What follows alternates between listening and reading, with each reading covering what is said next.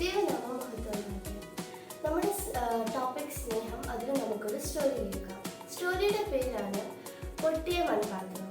ഒരു നാട്ടിൽ ആരവ് എന്ന് പറയുന്നൊരു കുട്ടിയുണ്ടായിരുന്നു.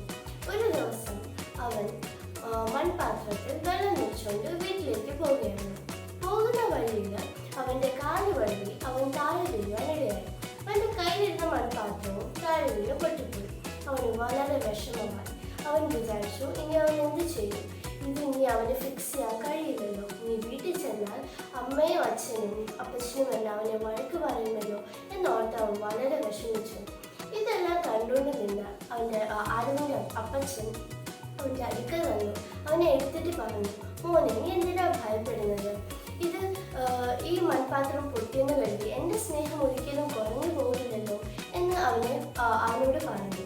അതിനുശേഷം അവനെ കെട്ടിപ്പിടിച്ചുകൊണ്ട് ഒരു വാക്യം ഓർമ്മിപ്പിച്ചു.